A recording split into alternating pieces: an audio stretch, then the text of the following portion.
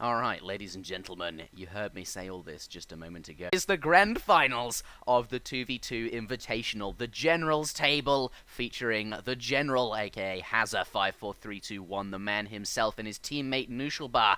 I am on their team as well, because I will be on the winning team. No, we don't know who will win. This is interesting. I'm obviously a spectator, so I spawn on one of the players' teams, but not actually in the game. But yes, Hazza and his ally Knuschelbär, red and blue on the left-hand side of the map here. I think this is interesting, Mitoe. I said it just a moment ago, and you were about to add your thoughts, but I said, just before we had to restart because of the UI, that Hazza used to be, well, a student, so to speak. A student of this player right here. Here he is, Veni Vici VCW, we'll call him Veni. Here he is, spawning on the right-hand side of the map in the color cyan, the granddad of supremacy of team games, perhaps. And now Hazza perhaps taking the reins and becoming maybe a stronger player. We don't know. We will see. That's what this grand finals will determine, perhaps. But yes, what do you think of that? Yeah, it's pretty interesting that they get to meet in the finals of this tournament. I remember a few years back, when I first started playing on ESO, Veni was definitely widely considered the best team game player at the time, and then he, took a break for a year or two, came back, maybe not as active before, but when he left, his throne, so to speak, was stolen by Hazza54321, and I think many players would consider Hazza to be the current best team game player. At the top of the ladders and pretty much everything at the moment, so it will be interesting to see how they stack up in an actual tournament setting here for team games, so I'm excited. Yeah, I'm excited. I'm wondering why the screen is not moving so silkily smoothly, but we will figure that out, I guess, for the next game here. But Veni being chased by Hazza, the Aztec explorer there, not going to let him. Yeah, that really is not very smooth, but let's not get into that. Hopefully it won't affect the stream too much. I guess I just won't pan the camera around it too much. But yes, his ally, Hazza, here he is, as the Aztecs, starting with a market, a house, and a fire pit there. 300 would start by the looks of it. Explorer straight, pardon me, priest right onto the fire pit. British, Knuschelbär, here he is in the south. Electing to go with a trading post there. Fairly interesting. We'll see what his first shipment is, but that could be indicative of the trading post. No manners. Beginning to... Oh, just the one manor, of course. 3 settlers. Okay, so Knuschelbär is not going to be doing something funky with the Virginia company there. Has built just the one manor and bringing this herd in as well. Snow playing as the French, the opponent team here. Here he is just in the south there. Now switching over to food. Was he on gold? No, I think that turkey just ran out. Has also built a trading post, as we'd expect from the French player. Here is the Scouts and Tomahawk there. Let's see what he's picked up. Just got that Tomahawk just now. And what else has Snow gotten? 50 coins. So nothing important and big just yet, but there may be a bit of a contention here. A drift of Terrapin. Also 2 War Dogs from Knuschelbär here. 1 Coyote left. Neither player going for it just yet. Crack shot coming in from Green. All 3 Explorers here. Looks like Green does go in to pick that up, but 2 War Dogs will be able to chase down that Tomahawk, getting away from the powerful Explorers. They want to be able to kill that Tomahawk there and take it down, but lots of stuff going on in the middle of the map here, Mitoe. Lots of Explorers. Will you discuss this whilst I fix the donation bar? Oh, nice pull. Yeah, just a sort of standard thing in team games. Whenever there's a little treasure contention, every player sort of brings every single unit they have in. That was a really nice pull from Snow. He's actually going to be able to escape because of that. Renegado is not any faster than the Explorer, so he'll be able to get away. And yeah, hopefully he'll live to fight another day. Anyway, though, let's see. I think there's some forward villagers moving out across the map for Hazza on the minimap there. So there's going to be a forward base for certain from Team Hazza and Knuschelbär. Yeah, there we see forward British settler from Hazza, and looks like we've got 2 Aztec villagers making their way across the map as well. 2 War Dogs coming back home, and it looks like, though, the opponent Veni's Tomahawk and Scout perhaps coming in to look for that forward base. Maybe they can get some siege done on the building before it goes down. Actually, Knuschelbär will be sending the Virginia company as well, electing for bonus. Yeah, I actually quite like this in team games myself as well. building a trading post and then sending Virginia Company as your second card, pretty much in any wood start, feels like you can get your boom going pretty easily, which is more important in team games than it is in a 1v1 because there's just more resources on the map in general. You know, the map is very large, so it's a little bit harder to punish like greedy builds and stuff like that. So really helped jumpstart his colonial age play. Forward War Hut going down for Hazza. Yep. And looks like 3 Warrior Priests is going to be his first card. I wonder if he'll send Team 3 Villagers next, or if he'll just go straight into that 700 wood and unit shipment sort of play.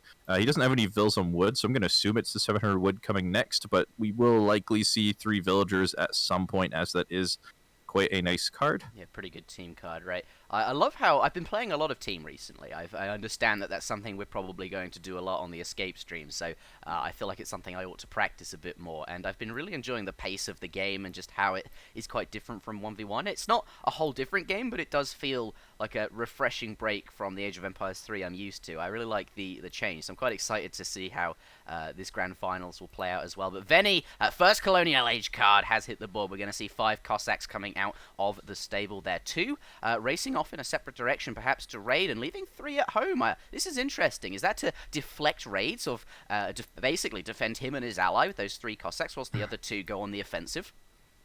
Yeah, it's just yeah, I'd say that's exactly right. It's basically just a little bit of a hybrid choice there. He doesn't really need to send anything else to continue trading units. So just sending 5 Cossacks makes sure that you stay nice and safe, and also lets you apply a little bit of pressure on the other side of the map very early on.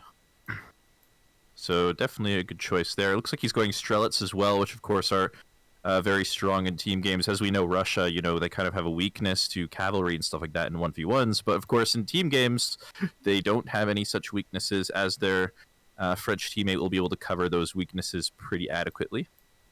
Yeah, sorry for the PowerPoint. You're now just getting that 2 minutes later. We'll sort it out for the next game here, but 2 Cossacks coming in to do a little bit of damage. 4 Hussars from Knuschelbär coming out towards the blockhouse in the south here. Puma Spearmen taking on that trading post. Snow trying to distract them, but not going to have any of that. The Aztec Puma Spearmen, they're not going to be attacked by cavalry. They're not going to be lured away from that trading post. They have now destroyed it.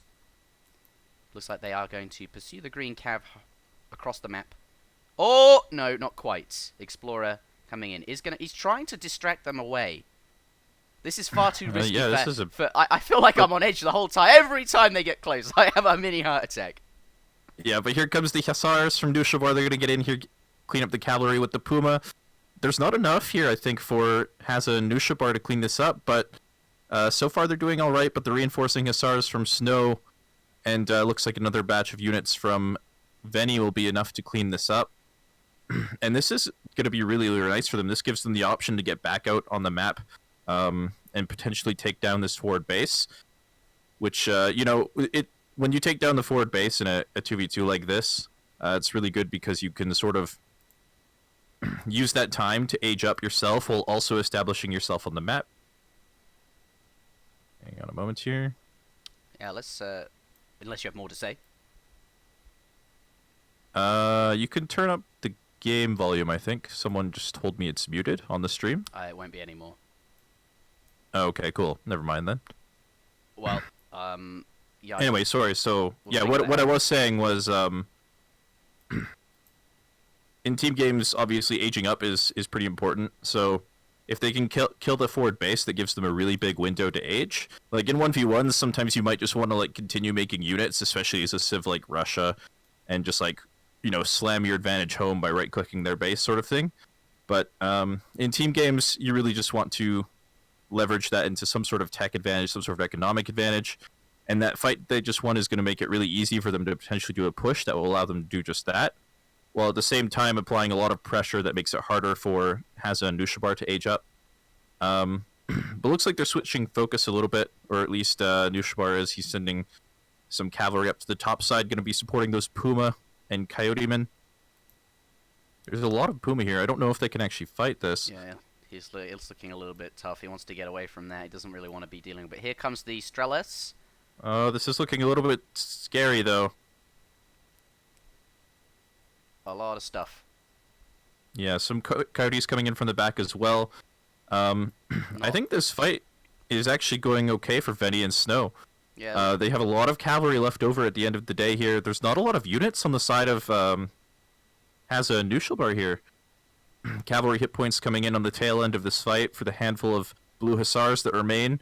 A handful of coyotes left as well. Actually, they're going to be just fine. There's not enough cav here, it looks like, to actually clean up. There's still going to be a large strellet mass left over and not a lot of cav to deal with them, but there's another reinforcing batch of hussars coming from behind. So it looks like a good fight turned, a bad fight turned into a good fight, or so it looked at least. Another batch of Cossacks going to be coming in, another batch of hussars. It's going to be really, really close, actually. Yeah, units streaming in from all sides there. At first, absolutely looked like Veni and Snow were doing really, really well. But Hazza, I think the reinforcing units, they've given them what they need to bring this fight back. And once these cav go down, those strelets, those coyote runners are going to take them out pretty quick. Oh no, there's some blue Cossacks there as well, pardon me. Yeah, so it looks like they do actually come out ahead in the end there, which is really important because he just set up all of his vills on these forward hunts. Veni did. So if they'd lost that fight, he could have been in big trouble. But thankfully for him, they actually come out ahead, forced to retreat for the most part. And they might be able to push off the back of this. They might want to wait for a larger mass of cav, but it looks like they're going to be content to try and push anyway. Team cavalry hit points coming in from Russia. It's going to help bolster their strength against this double cav army. Coming in from Russia. Their shipment curve's a lot less than the others. I guess Aztecs got a fire pit and the other two made trading posts at the start, so Veni a little bit behind there, but either way, he is now... Yeah, I don't think he'll be too concerned about that either. 700 food coming in. Yep. Definitely going to help him maintain that heavy food unit production. Of course, training vills in batches means you have to dump a lot of food all at once, as well as strelets being... like it's an extremely food-heavy unit compared to wood cost. Will help him maintain village production and unit production pretty easily. Are we going to see a fight here? Looks like the Cossacks and Hussars trying to take the fight with the Coyote Runners. Blue Hussars coming in from behind. There's some Strelets with a few Musks mixed in here. But I feel like this is a better fight for just by looking at it. Blue and red, they've got more cavalry there. Strelets not overly going to get... Yeah, he's got a lot of coyotes here with Coyote Combat and War Dance in the back. And I don't think there's enough stuff here for Veni and Snow. Looks like all of the Russian units are going to get cleaned up. Snow going to try and get out of there with as much cavalry as possible. But his Huns here are very exposed. He's got villagers that are going to need to run as well. So reinforcing units behind this is going to be pretty difficult for him. He's got another batch of Hussars, but I don't think he has much of a choice but to give up the resources here. He's going to turn and fight with the villagers. They sort of have to fight for this. Minutemen being called. Musketeers coming in from the back, going to be thrown into melee mode.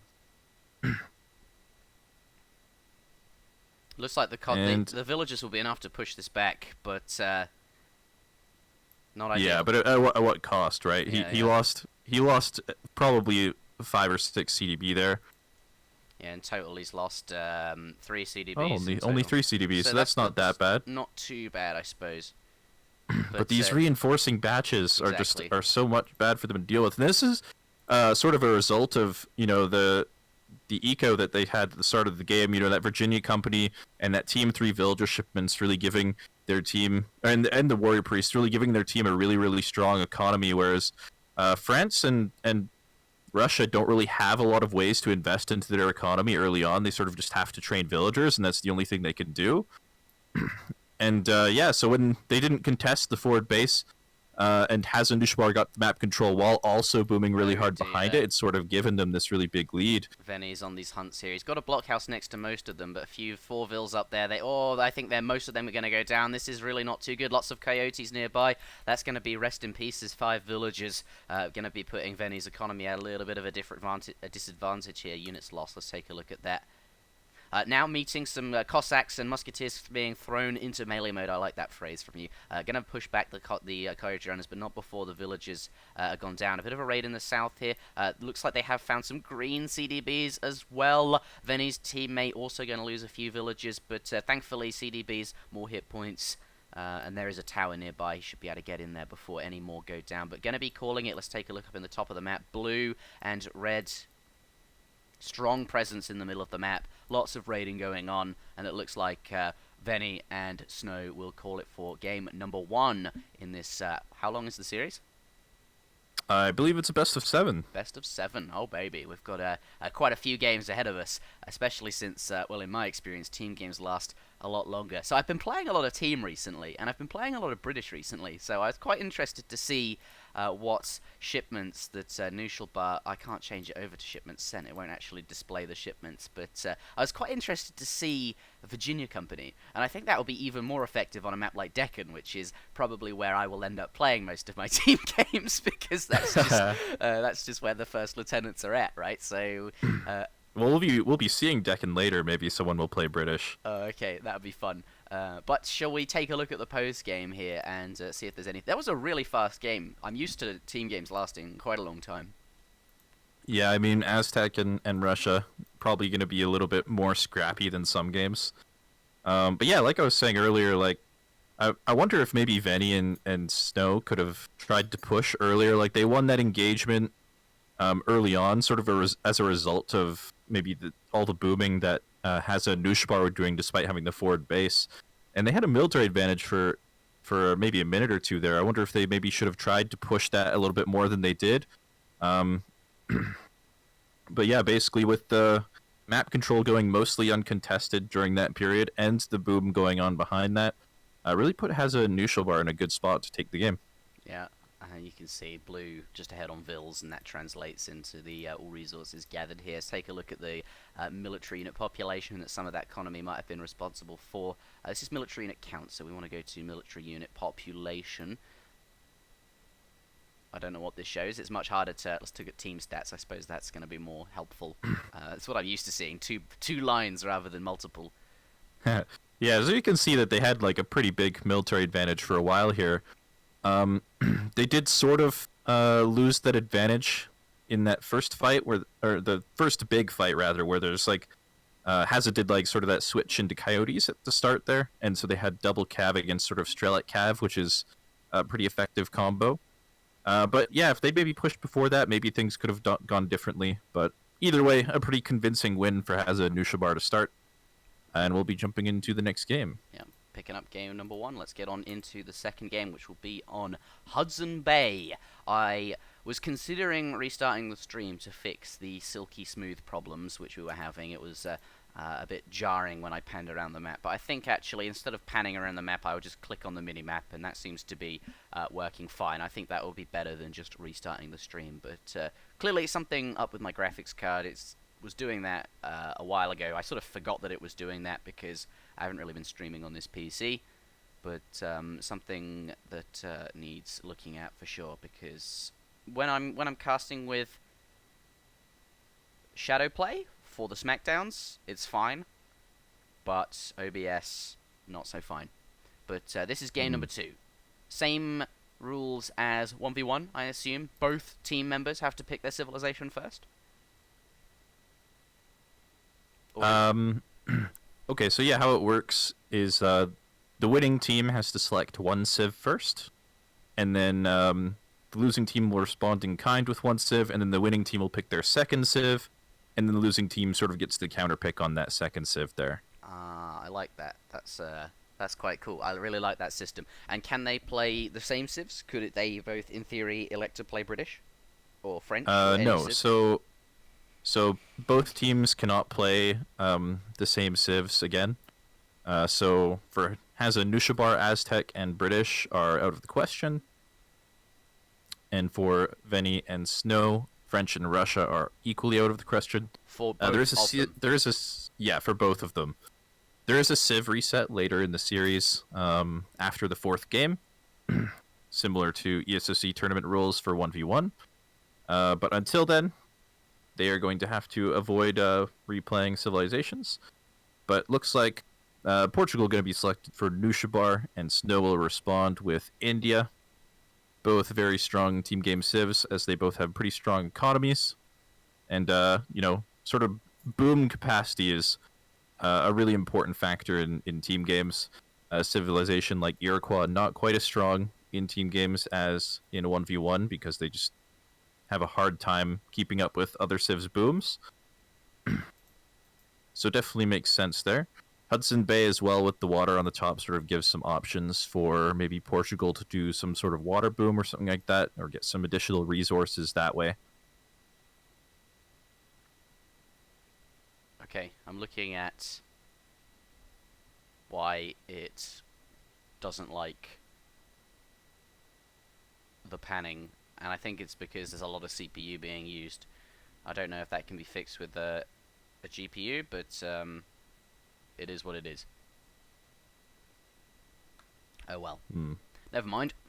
Oh well. Hopefully it's not the biggest issue in the world. I need a better PC. Is basically the answer here.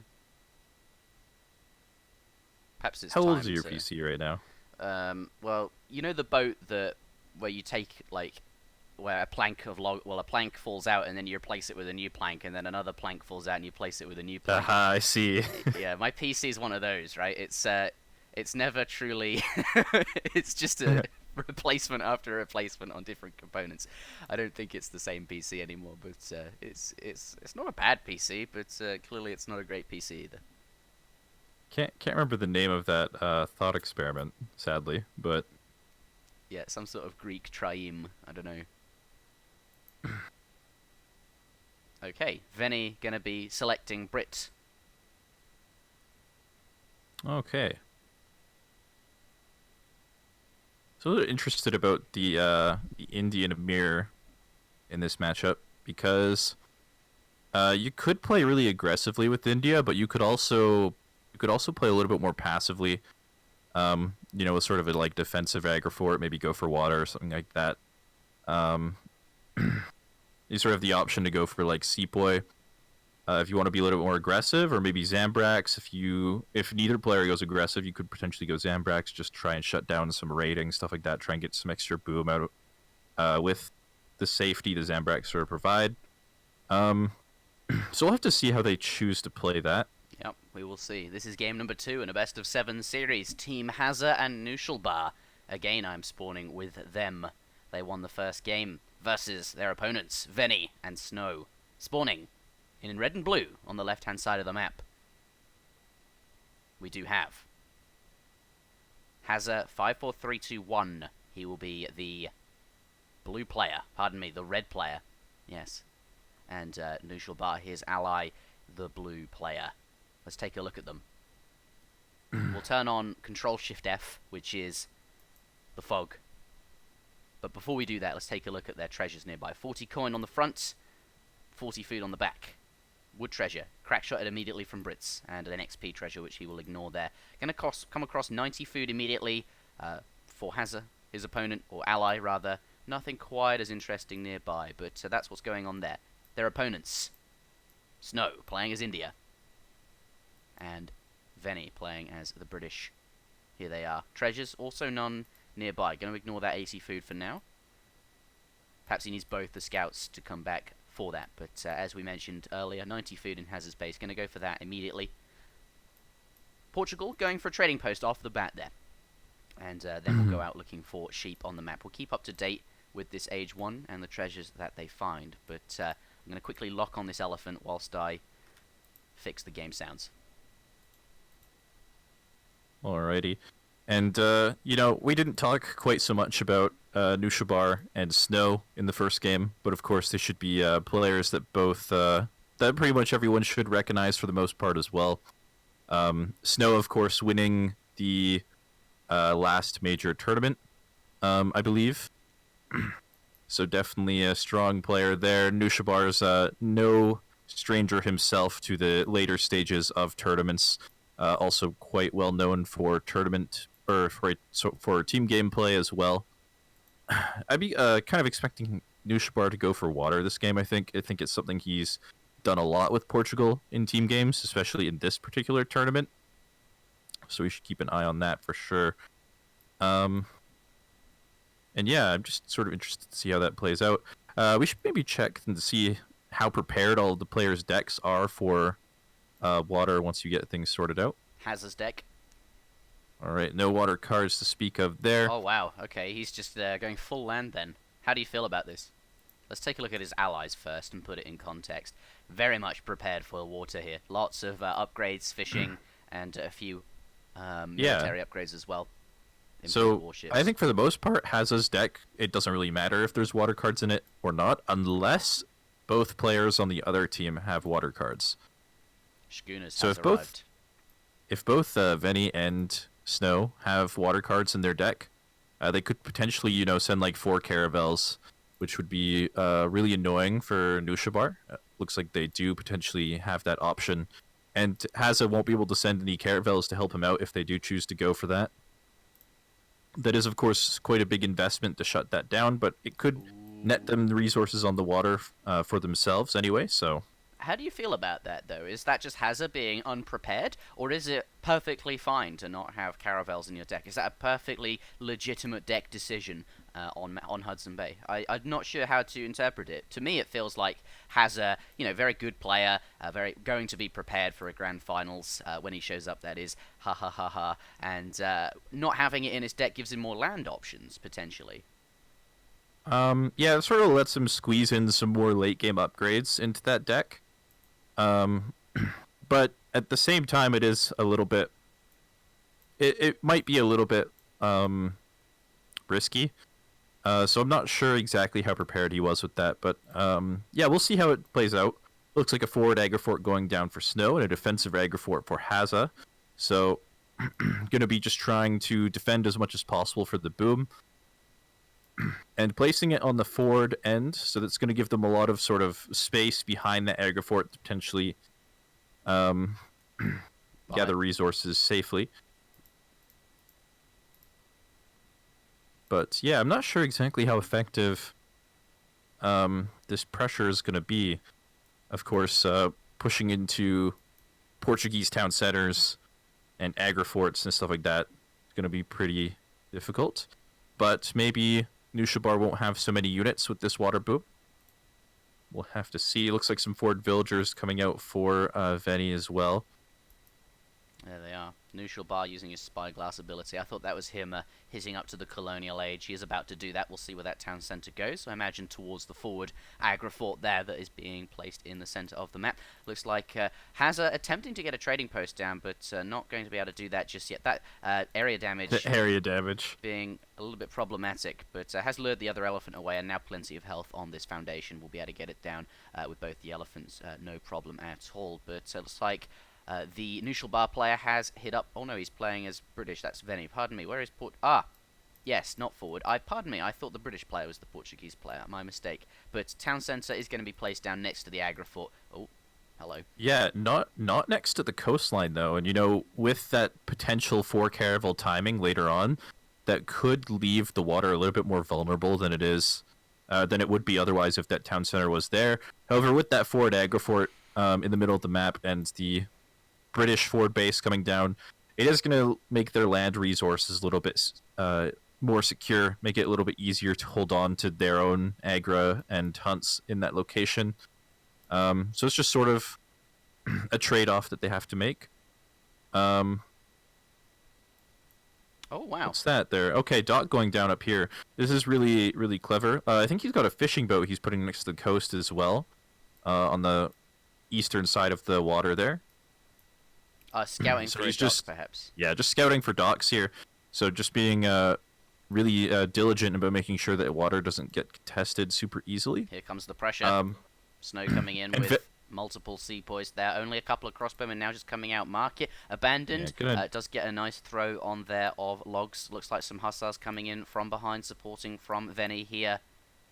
This could be tough.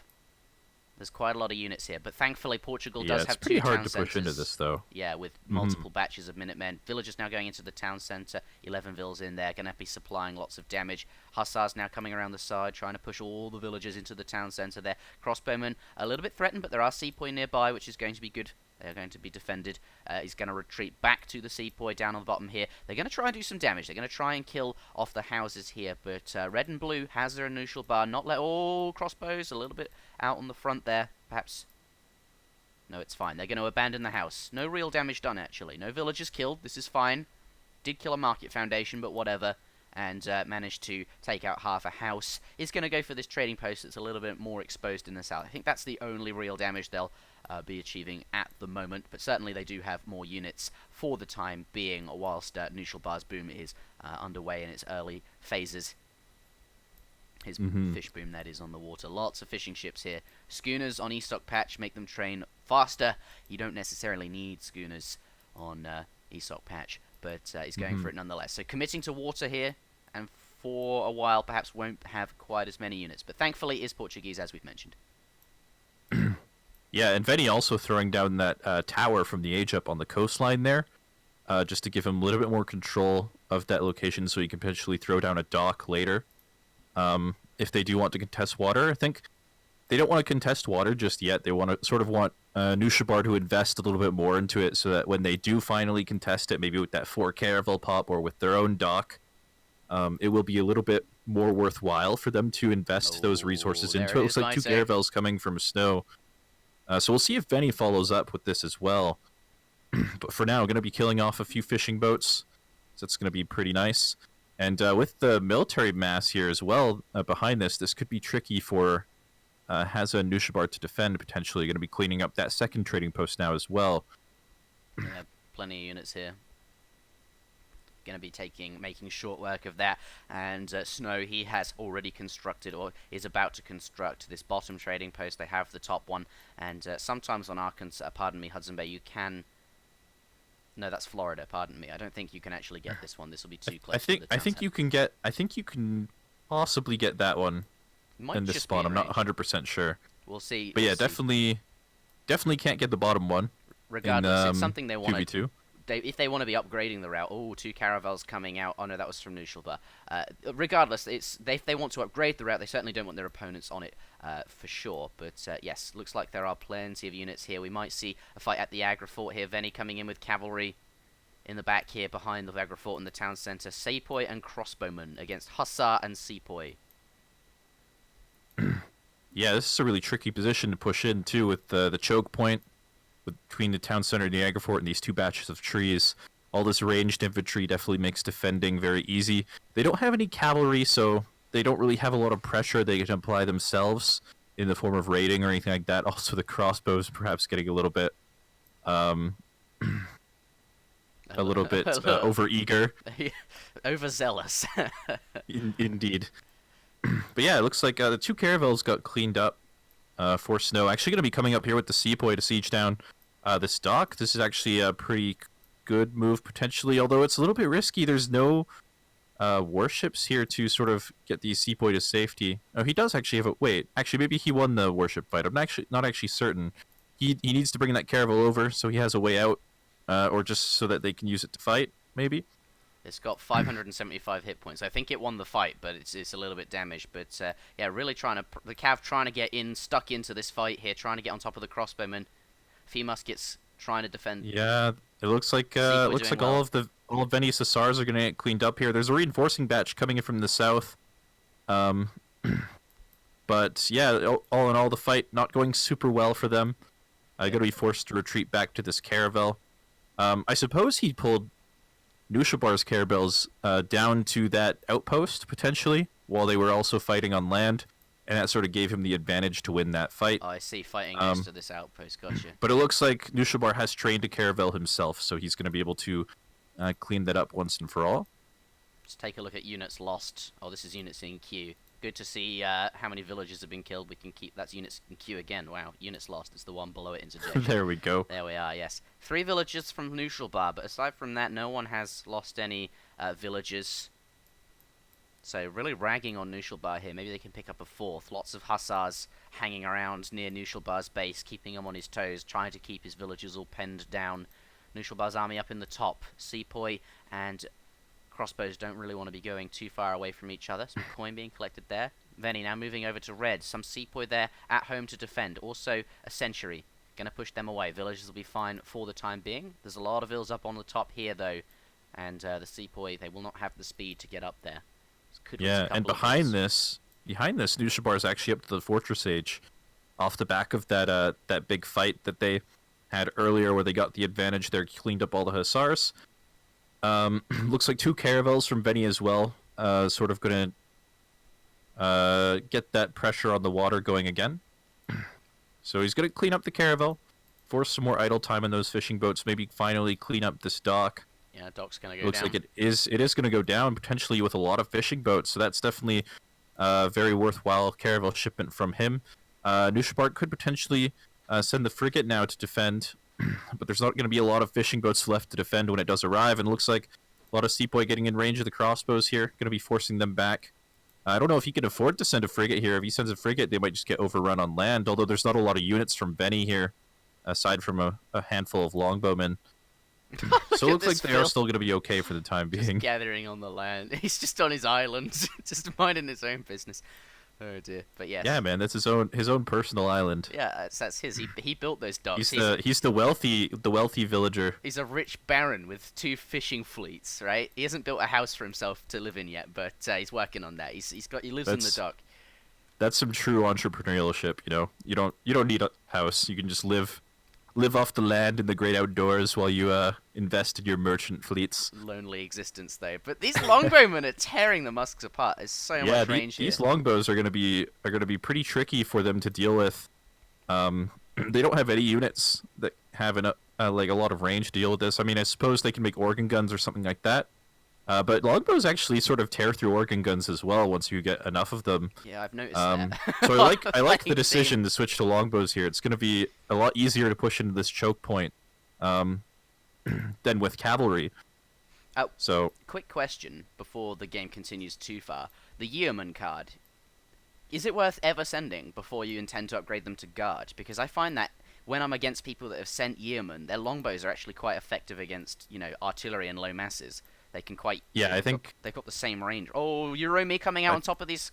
Yeah, this is a really nice catch from Veni. Unfortunately, one Hussar is still sieging, but he's going to clean up a couple of Urumi for sure, which is definitely going to reduce the power of that shipment.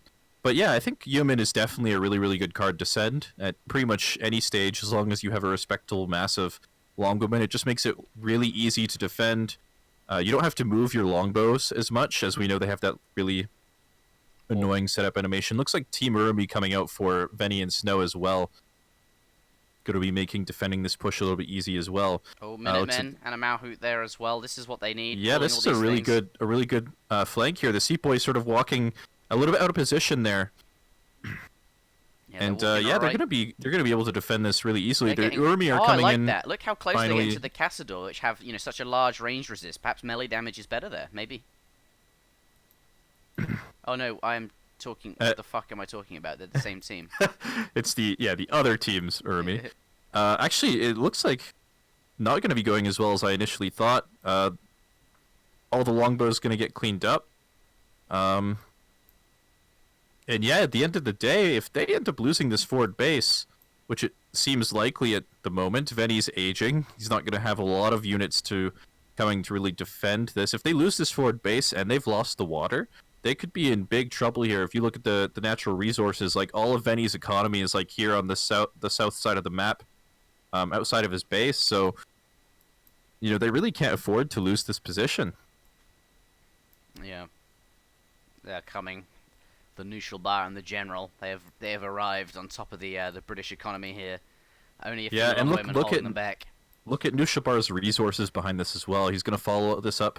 The success of this push up with the industrial age potentially. Okay, ceasefire going to be saving those units from that Urumi pop. So they will actually hold on to the forward base, but for how long, I guess. Looks like, thankfully, that did actually force Knuschelbär to continue investing units, so he's actually not going to be going up to the industrial age any longer. Going to continue putting on the pressure instead. So it bought them a little bit of time. Maybe they'll be able to do something with the Falconet shipment once Veni is up to the Fortress Age here in a moment. They don't really have an answer to Falx right now, so it could be quite good. Aging for Falx seems quite strong when you can sneak up. Yeah, it definitely is, especially when you've got like these really high infantry mass armies. But looks like we are going to be getting into another fight. The Urumi getting a little bit trapped behind the Sepoy here, but now finally engaging in. Longbow's still going to be adding in some damage from the back. And again, it just doesn't look like there's enough stuff here. Yeah, there's a lot of red and blue units really being pushed back. There's only a few infantry remaining. And once those cav get on top of the longbows, that's going to be really, really tough. So many blue and red infantry in the back here. And it's going to be tough This is where it's really tricky to try and be British, because you can't really kite with the longbows. With that really long setup animation, you really don't want to move as much as possible, but you really kind of have to when the military mass is this overwhelming that they can just sort of walk up to you. Mahot's being popped. There's some falconets somewhere on the map, probably coming towards the fight. Some dragoons coming as well. They might be able to hold this by the skin of their teeth with the falconets arriving, but definitely not the greatest trade for them in the world.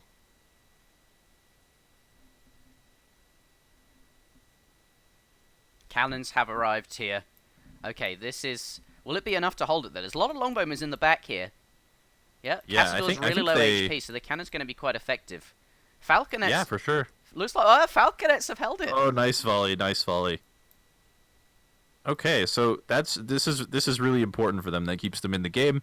They retain map control. And, you know, keeping this map control at this stage in the game as the hunts sort of start to run out. Not going to be as big a deal for Knuschelbär, who's got the water. He's got a lot of resources left on water. But potentially for Hazza, who's going to have to maybe think about switching to rice paddies soon or something like that. This could give them... It could give Venny and Snow sort of the edge they need to try and drive home some kind of advantage. And potentially, like, get, you know, a winning lead off of this.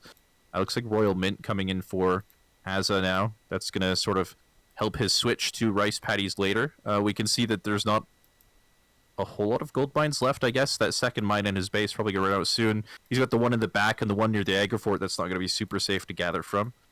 And I wonder if anyone's going to... Go on. Veteran longbowmen coming in as well now. The Falconets remassed lots of units here. Green. A couple of Sepoy Mahouts too. And a frigate coming in for Snow as well, going to be applying some more pressure on the water, forcing Knuschelbär to continue investing in defending that, so he'll be forced to maybe train some warships of his own. Caravel potentially going to get cleaned up. Yeah, that broadside. Yeah. Is Knuschelbär watching? He might just lose that Caravel. Pull the Caravel! Rip. Oh, I think he knows. Okay, he is actually going to be able to save that. Yeah. Not much Snow can do about that. Much faster boat. Gonna be able to heal it up at a dock. Okay, let's take a look. Green and red, pardon me, yeah, green and teal remassing here. Lots of longbow. Sepoy army coming up strong as well. Also disciplined. Everyone now in the Fortress Age. Cassadors and Sepoy as well. So this is quite a similar unit composition. They're very similar units. Well, Sepoy are the same and the other two are sort of similar. Yeah, they sort of had the advantage a little bit with the extra range on the longbow, especially once he sends the yeoman card. Did they lose the falconets or something? He doesn't seem to have them with him. Okay, no, they're just a little bit out of position. Oh, cavalry! Here. I think he's all right. Yeah, he's going to be able to pick those off with the longbows. But yeah, the falconet's still going to be really important in this fight. There's not an answer to them at the moment, aside from cavalry. But yeah, once yeoman comes in here, these longbow are going to be really, really hard to deal with. Couple nice Sepoy denying that town center, killing some villagers. That's got to be annoying. Yeah, back in the middle of the fight here. Got team games at a high level are so different at my level. Here, like, it's just like everyone's so in sync with their armies and they're all pushing. Whereas if you want any first lieutenants to push at the same time, you have to like type the same thing in the chat like 8 times in all caps. It's just such a different experience. Yeah, certainly is. Actually, I didn't even notice that Snow sent siege elephants at some point. It looks like he lost one of them, but he's maintained one. So they've got a lot of siege pressure behind this as well. So I really like this push from them, and you know, it could be in a little bit of trouble if Hazza managed to send siege elephants himself, or if they train some culverins or something. Where's that frigate gone? But I think it is dead. Oh no, healing it up on the bottom side. Okay, so maintaining the pressure on the water here is quite good for them. Maybe Veni will send a frigate at some point, or maybe they'll train some more warships. Got to keep As those long boats as they, filled up. as long as they keep Noosh on his toes there. But the longbow just kind of walking in. Okay, are they in melee mode? No, they're in defense stance where they do a little... Are you sure? Why do they have their sword out? I guess that is maybe, I don't know. That's weird. the BM melee longbows maybe. What is a longbow's melee attack? Hand attack. They are in hand mode. They've not got a ranged attack here. They're in hand combat. Oh no, Betty. What the fuck? 13 hand attack. he's just BMing, you know. Oh, he's got so many of them. Just look at them walking in. All right. What the hell? That's amazing. I'm sure he'll realize at some point that some of his longbows prefer swords to bows. But this raid gonna be a little bit annoying. Gonna clean up a few villagers probably. That's the other nice thing about controlling the water on this map. It gives you so much pressure. You can actually drop units off in the back there as well, stuff like that. Gonna be forcing Snow to retreat a little bit. Would galleons ever be something players would consider training, considering they're like barracks, and you can just like, you know, drop them on the coast and defend resources or be aggressive and also train units from them? Yeah, you definitely can. I don't think he can really afford to do it in this tight of a game, but it's definitely something you can do. Oh, Industrial Age coming in for Knuschelbär here. Yeah, does he have heavy cannons in his deck? Because that could really sort of stifle the pressure from this push potentially. So they're gonna have to keep an eye out for that. Longbow still in melee. A few of them anyway. Okay. They're in for the snare, Mitoe. It's obvious what they're there for, right? Indeed. Okay, so they're going to continue pressuring here for a little bit longer. Cannons in the back. They're still in melee mode. Has he know? Does he?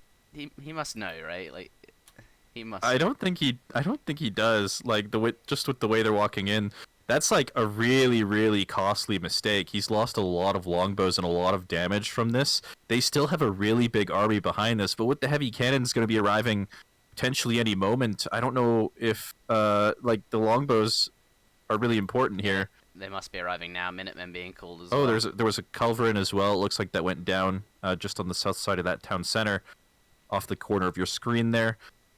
But one Falk remaining, and yeah, like just how close this fight is. Losing those longbows, a melee longbow raid, interesting. Yeah, losing those longbows definitely going to be hurting this push's chance to succeed. Leaving some longbows behind as well when he's retreating. Okay, going to be getting out of there. Not too costly at the end of the day, but yeah, that definitely could have gone a lot better for them. Yeah, that, you know, they seem to have quite an overwhelming mass, right? Like they had quite a lot more units. It seemed like they were doing really, really well, and then Knuschelbär popped up to the. Oh, that siege elephant. Yeah, Knuschelbär getting up to the industrial age is definitely going to help for sure. That siege elephant's going to go down. That's also super important because they sort of need that as the answer to the heavy cannons that could potentially be coming behind this. Looks like actually going to be sending whale oil instead, so heavy cannon's not going to be following up this push just yet. He's just going to keep investing into his economy. A little bit greedy, but they did win the fight, so I mean... Perhaps they don't need to send it, right? They can get away with some sort of eco upgrade. Like you say, you always want to squeeze them out in the team games here. This doesn't look very good. Just one falconet, not too many longbows. Absolutely no range advantage here. They're next to all of these units. A few hussars popping out, going to be strong against the Castadors, and another batch. Yeah, and... Oh, actually, I didn't... Oh, it's not Knuschelbár who's in Age 4. It's Hazza who's in Age 4. I didn't even notice that. But the... Yeah, Tender Army going to be pretty effective instead of heavy cannons, so...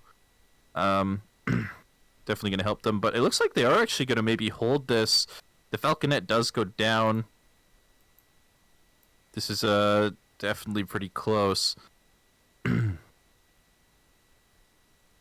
Looks like Hazza and Knuschelbär gonna push through. There's still a lot of Urmi left.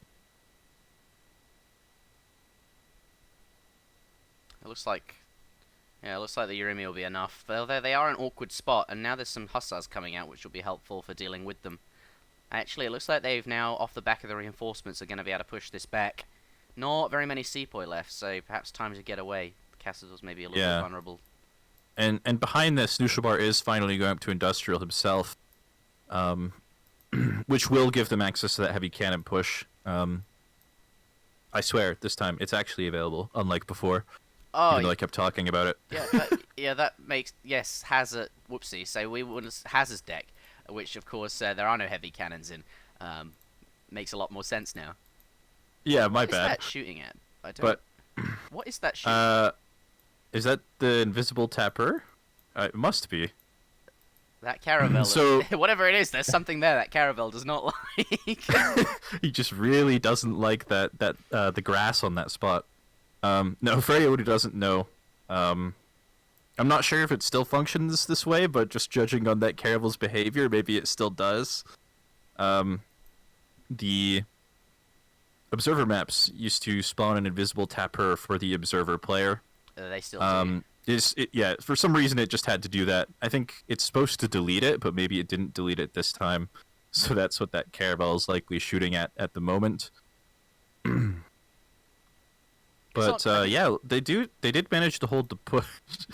All right, let's look at other things relevant to the gameplay. I keep getting notifications for it. It's really frustrating. Yeah, it is actually pretty annoying. I see, because it's yours, so it's telling you that you're under attack. Can I delete it? It doesn't seem like you can select it. Can you use idle military hotkey maybe to select it, or idle villager or something? No, it's not working. Never mind. All right, whatever. Well, we'll just he's stopped attacking it now, so he's realized he's never going to be able to eliminate you from the game. So I'm on his team, man. That's true. Huh. Oh, whoa. Anyway, these yeah, that's a big navy, and some sepoy from Hazza as well, doing some split raids in the base here to get some villager kills, delay them from getting up to the industrial age themselves. And yeah, I think at this point, Hazza and Knuschelbär with a pretty decisive advantage in the game at the moment. Those sepoy raids killing a lot of villagers, the navy finally cleaning up the docks on the southern side of the map. Those monitors going to be applying a lot of pressure to the buildings on the coastline as well. And, you know, they still have sort of map control. Like, there's a lot of buildings that they're going to have to go through to win this game. But, okay, Snow has actually resigned, so that is going to be the end of the second game. Pretty close game. I thought it was potentially over maybe like 15 minutes ago with that first push that almost went really poorly for Snow and Venny, but they did manage to hold. The melee longbows turn out to not be the greatest unit in the game, unfortunately. No, and Hazza and Noosh do manage to get another win. Nice. The score is 2-0. That one, God, just watching like this is making me want to play a lot more team games and actually get to a point where I'm competent at it. This is like, I'd love to be able to know more in depthly what's going on and be able to talk about it more fluently like you can. But I'm just enjoying the games. It's really interesting to see how it unfolds. They're pretty fun to watch. There's just always something going on somewhere on the map. Yeah, it's trying to keep up with it, right? Like, whereas 1v1, it's very much like a chess move almost. You sort of can predict people's next moves, and you like just go, oh, that's an interest, and there's a lot to read into. But there's so much going on, you don't have time to do that. You're just sort of covering what's going on, really.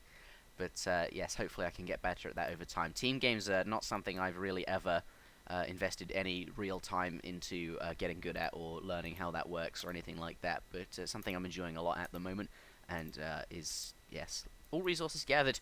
Despite that fish boom, Knuschelbär not actually very far ahead. In fact, his opponent, his ally at the end of the game there, slightly above him. But clearly the team stats, the green team ahead to begin with, but red catches up towards the end there, I guess, as they start winning the game. Mm-hmm. And this is sort of a result of keeping that map control, and also applying some pressure on the water at the same time. I wonder if they could have just shut down water if they'd sent both of their caravel shipments at the same time. Yeah. But unfortunately, they sort of staggered that shipment instead of doing it all at once. But potentially could have been pretty strong. But either way, keeping the pressure on the water did force Knuschelbär to invest into like warships himself instead of economic upgrades, like rendering plant and stuff like that, which sort of kept the economy sort of under control. And yeah, I mean, they were in a really good spot for a long time, so they definitely could have won. But yeah, just goes to show that water's not necessarily super OP in team games. If you manage to keep it under control a little bit, just apply a little bit of pressure. No game sounds. Either way, looks like Hazza going to be selecting France. Well, I can hear game sounds.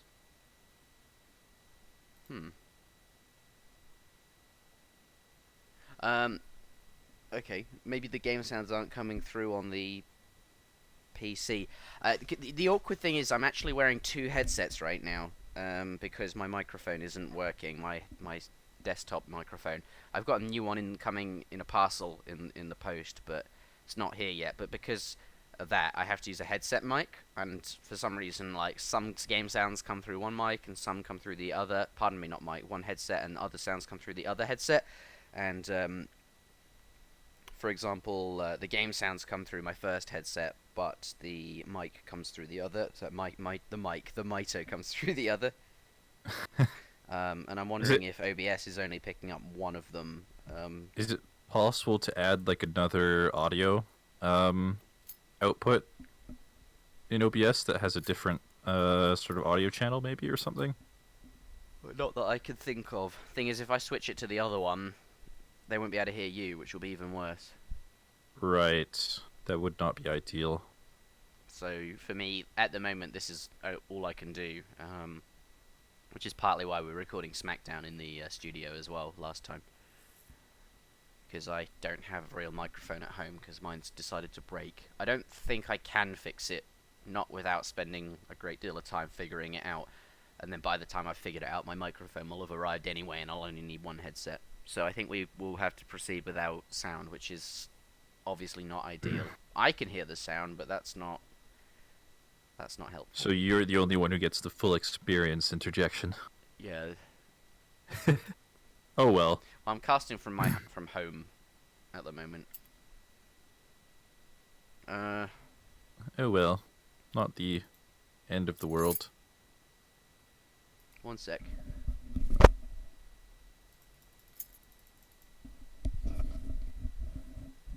Okay, I know what I can try some. Let's try something real quick. I got an idea. Okay.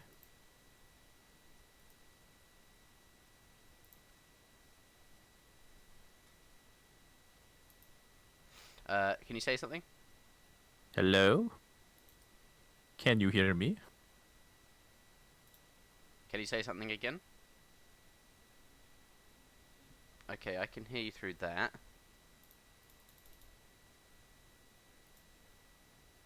Well, hi, just subscribed. Thank you very much. I assume that's a 3 months in a row, or 3 months total. Gibson coming in strong. I think I've managed to fix it, so let's switch it to that. Okie dokie. Alright, say something. Blah, blah, blah, blah, blah. And game sounds are present. There we go. Fixed. Oh, perfect. But I think you might be a lot louder than me now, so I can take off this. Right, say something.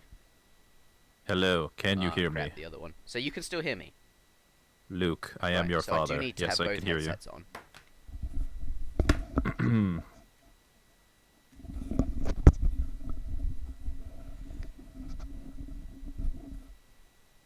Okay, so yeah, I think it's all good. Right, Nice.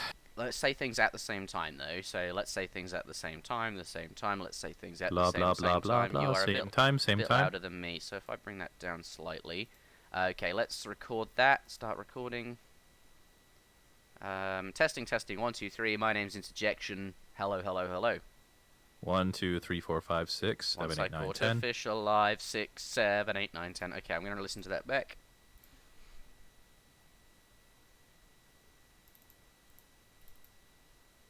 Recording. Testing, testing. 1, 2, 3. My name's Interjection. Hello, hello, hello. 1, 2, 3, 4, 5, 6, 7, 8, 9, 10. Official live. 6, 7, 8, 9, 10. Okay, that seems fine. Alright then. Okay, perfect. I think so. Anyway, it looks like Hazza and Knuschelbär going to be going for Russia Dutch, whereas Snow and Veni going for German Spain. It's an interesting civ combo. Spain. I always feel like Spain are a bit rubbish in Supremacy. I'm quite excited to see how they perform. When I say Supremacy, I mean team games. Yeah, I don't think Spanish is considered particularly good in team games, but they do have some strong sort of early timings, and they have, decent like cavalry upgrades. So they could be pretty aggressive here. Germany as well, sort of not the greatest in team games at the moment on ESOC Patch, but they aren't the worst either. Also with some pretty strong timings. So I'm interested to see what they actually choose to do here. On the other hand, they could be aggressive. I like it. I like it. So maybe not the most long game potential. Spain, I just feel like they don't have the best upgrades overall, but we'll see. And maybe that's the similar case for Germany. Let's start with them. Here we have Germany in the south of the map in the color green. Veni will be playing not this civ, but the other one, the Spanish, up in the top there. It's a 200 wood start for both of them. The Snow and the Veni. Yeah, that's sort of the ideal start for Spain and Germany. Yeah, trading posts, getting those early trading posts down. Yeah, both very shipment-oriented civs. Whereas on the other side of the map, Russia and Dutch definitely not so shipment-oriented. So this is definitely the ideal start for them. Russia-Dutch is an interesting civ composition as well, because Russia in team games, typically they want to go Strelets and stuff like that. But with Dutch as a teammate, they can't necessarily do that. Once they get up to Fortress, maybe Dutch can go Reuter. You can go Reuter Strelet. But in the colonial age, you sort of have to go like Muscos, which is totally fine, and Dutch goes Skirms. So I don't know. I'm just kind of interested to see how they sort of balance their unit composition a little bit, especially in the later stages of the game. So we'll have to wait and see on that one. But yeah, Veni and Snow definitely going to have to try and end the game before the 15-minute mark, probably. We'll see. They have some probably really strong early fortress timings, but they could also do some like maybe tower rush stuff. I know that Veni thinks that tower rushing with Germany is definitely a viable option in 2v2, so that might be something on their mind. Can we take a look at the Spanish deck, actually? I wonder if he's got maybe like archaic infantry or something in his deck. I was going to do that, but I don't think they'll have selected one just yet. So, they have. I guess the shipment will be on the way just now. Yeah, okay, he does have archaic infantry in his deck, so they could be doing some sort of like double tower rush or something with that card. Could be quite good. And what do you think? Quite strong early on. Really no super late game upgrades here outside of Eco Theory and Refrigeration, which are just fine for the mid game as well. I guess there's Spanish Gold, but I'm used to seeing Eco Theory, Textile Mill, Cigar Roller, Rum Distillery, all of that nonsense when I play team game, but none of that in here. You've kind of sort of got to commit a little bit, I think, with Spain to those early timings, because it's just not easy to win later in the game as Spain, especially against civs like Russia and Dutch that scale quite well into the later stages of the game. So he's really just going to commit to those early timings, and if they work, they work. If they don't work, then they don't work. Okay, let's take a look at the German player's deck and see what he's also got in there. He's got a few extra upgrades, Textile Mill, and also Guild Artisans for the settler wagons, but yeah, the Colonial Age. Pardon me. Colonial Age mostly got all the upgrades you would need if you want to be aggressive. So I'm definitely expecting them to do some sort of archaic infantry rush. Could definitely be wrong on that, but they are both clicking up now at the exact same time. A little bit more slowly than Russia and Dutch, but shouldn't be a super big deal either way. Yeah, looks like a forward. We'll see. Okay, yeah, forward settler wagon going to be going out to build a forward outpost, I would imagine, on the front side of the map. Will he herd and then continue onwards? Yes, he will. Okay, so going to see something aggressive here. Possibly an outpost come down. Actually, no, you would have seen that. They'd come out sooner for that. Yeah, and the archaic card is actually out as well. Didn't pick up on that. Okay. But yeah, so this is 100% confirmed what they are doing. Archaic And infantry rush. Oh, the forward blockhouse here. Early yeah, it's gonna pikemen get could be really, scouted. really tough. It's gonna get scouted by the German explorers. So that could definitely go down pretty fast. Looks like that tower place is placed right in the middle of the map there. So they're definitely just gonna be rushing down that tower. Looks like the bank is gonna be going down for Knuschelbär, and he doesn't have a lot of vills on gold. So this sort of signals to me that he is gonna be going for sort of that slower bank start. Where he's going to be getting that second bank off the 400 wood and sending 700 wood, which means Hazza's going to be on his own against this early pressure for another couple minutes, most likely. Yeah. And it could be quite difficult. Has already taken, a little bit of health, maybe 1/8 damage there, and there is going to be an outpost coming up from the German player, which he's going to use to ship forward units to. Second villager now arriving from Veni to build the barracks on time. Settler wagon is worth 2. Looks like barracks is now going to go down, and just behind it there we're going to see Veni. So both of these going to come up absolutely in sync, and therefore the unit's going to come out in sync as well. Let's take a look at the German player's deck there. Choice of military shipments. Ulan crossbowmen, Doppelsodner's going to arrive at this outpost. Seems to be what the card will be. Russia now just training a couple of musks here, rendezvousing with the Lord of Weed, his name, the explorer there, and a blockhouse, a second one coming down in the back for a little bit of extra defense here. Going to come up to the top versus this explorer and the war dog there. Explorer is going to go down, but is going to take out the war dog in response, and perhaps the explorer too is going to pick that up, absolutely, but crossbowmen have just hit the board. 3 Doppelsodners arriving as a shipment as well, with 2 Ulans here, and now it will be time to push, because we will see Veni's units arriving as well. Plenty of crossbowmen here, and it will be time to rush forward with them and do some early damage. Also has those Doppelsodners for siege, but thankfully Hazza add in a second blockhouse, which is going to be really, really helpful here. Responding with 5 Cossacks. Yeah, that's definitely going to help.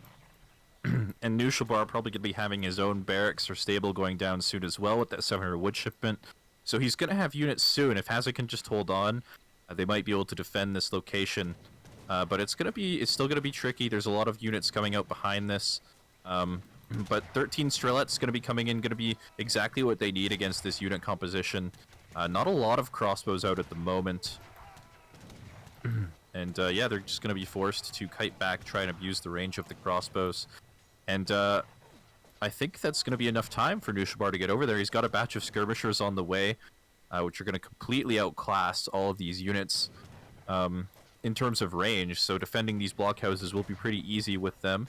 Yeah, but, the first one very low HP, and the Doppels coming in the back there. They've got a lot of siege, going to be able to bring that down. The Cossacks on the front trying to get towards these crossbows, but a few pikemen, they're going to scare them away. Their skirmishers now have arrived, trying to pick off the pikes, I think, in the back, perhaps the Doppelsodners as well. Just need to hold on to this blockhouse. If they can kill those high siege units, should be able to keep it up for a little bit longer. Hazza does have another military shipment in his deck if he's included 4 Cossacks. He has not, so will not be any support from shipments. Second blockhouse quite likely to go down, I think. Yeah, it looks like it is going to go down. And with it, this hunt is going to get denied. 8 pike shipment coming from Spain as well, and a stable being dropped down for the Spanish player as well. So this is going quite well for them so far. Market just coming up for the Spanish player. Now going to get hunting dogs, etc., etc. But you got to do it at some point. But this is a really nice victory, right? Taking down both the blockhouses and taking map control and pushing Hazza and Knuschelbär back into their base. Yeah, and dropping down that stable at the perfect time, too, because once those blockhouses have gone down, there's not going to be a lot of anti-cavalry to defend these skirmishers. And those skirmishers, while they do completely outclass these crossbows in terms of range, they can defend pretty easily against this push, for example. Once some cavalry get thrown in the mix, it's going to be a lot trickier.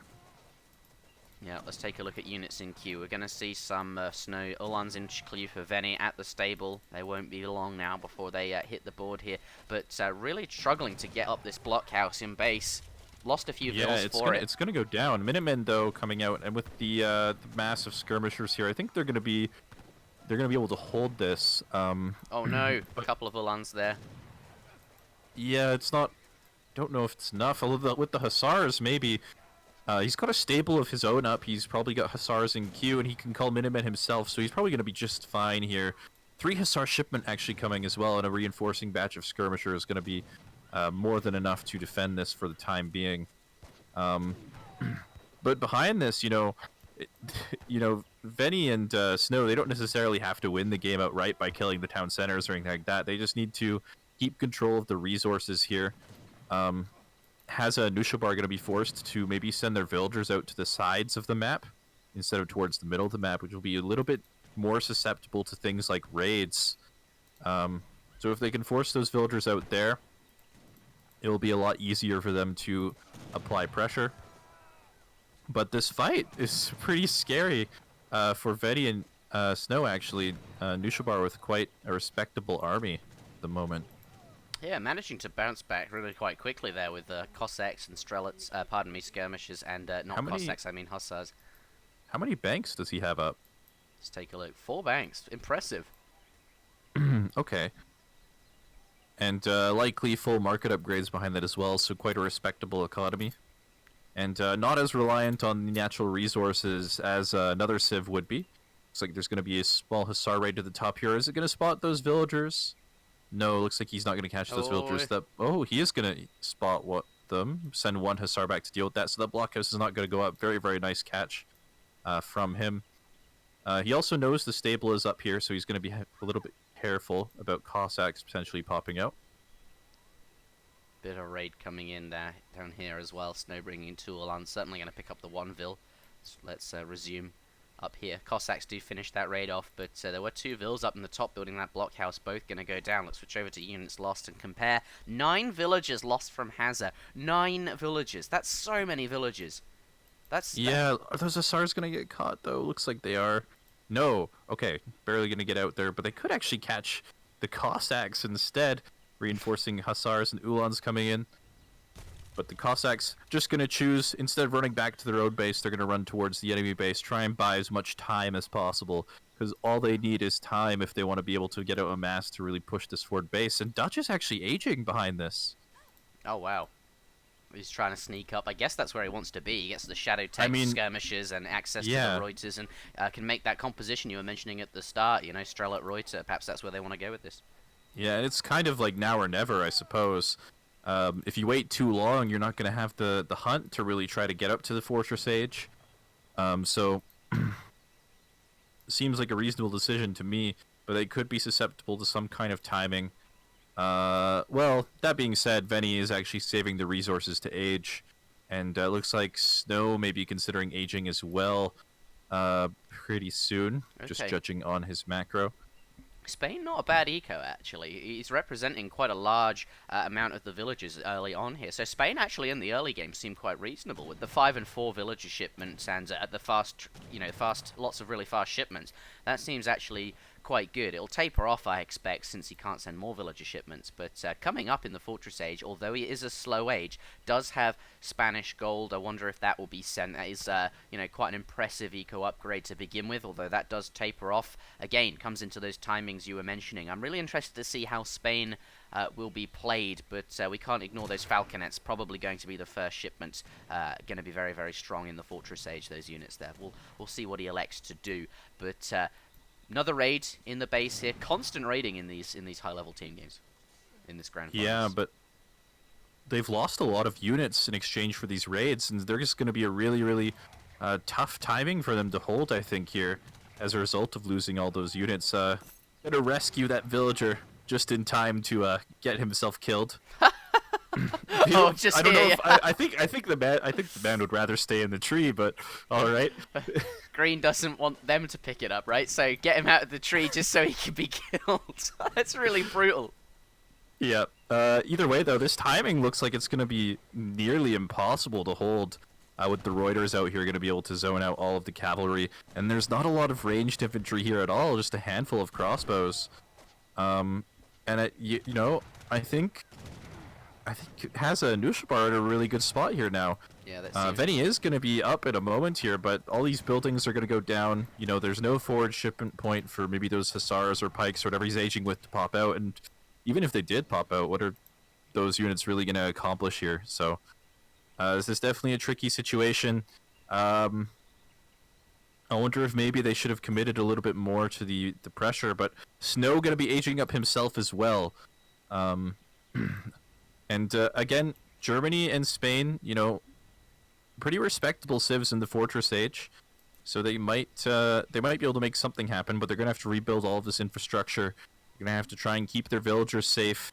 once these buildings go down. You know, all this cavalry has free reign over the map once these buildings go down, and those exposed villagers gonna maybe have a hard time gathering. Yeah, all these buildings going down, not looking good, but Snow is up to the Fortress Age, as is Veni as well. So let's take a look at war wagons being queued up for Snow at this building here. Veni, nothing in queue just yet. 2 Falconets has arrived as his first Fortress Age shipment by the looks of it, and Falconets, a respectable unit. Yeah, they're definitely good, but I don't know if there's enough to defend them here. It's hard to say. What's going on the top side there? Looks like maybe some Hussars getting caught by the Reuters. Yeah, forced away. Lost quite a few Hussars there, I think, and some Vills going down, and I think we might be seeing a quick 3-0 here so far. It's still best of 7, so there's still time to come back, but this game is looking really tricky at the moment for Snow and Veni. Those Phalanx gonna get caught by the Cossacks. I don't know if they'll go down, but they're certainly gonna be low HP, and the Reuters coming in. Both those Falconets definitely gonna go down. Oh god, that's so dicey. They no HP. 1 HP and 28. They might as well be dead. That's not gonna achieve all that much. Yeah, like the skirmishers can just walk up and pick those off at that point. Oh, that's disgusting. I wonder if you actually even just build 2 priests or something to heal those up at this point. Oh, that's interesting. Huh. I mean, what else? You don't have anything else going for your army, right? Like, if you don't have those Falconets, what can you possibly do? Yeah, they're definitely... They've got more skirmishers and strelets than you. They've got complete map control. The only thing that is maybe making them hesitant to really push in and end the game here is the possibility of those Falconets. So I don't know. It's not the greatest position. Cossacks gonna be getting some kills on those villagers on the right side.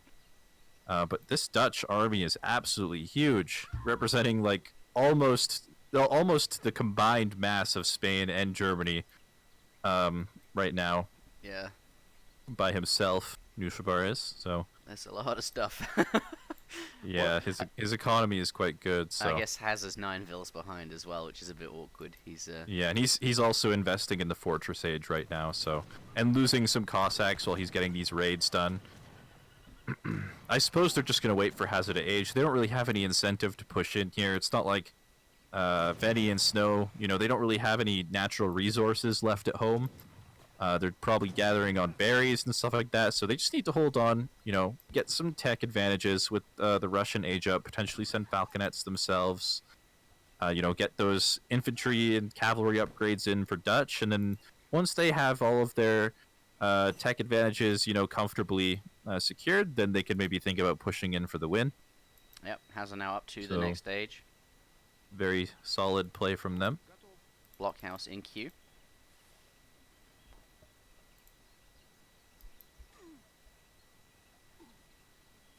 Yeah, there's a lot of villagers just dying everywhere. The army on the front.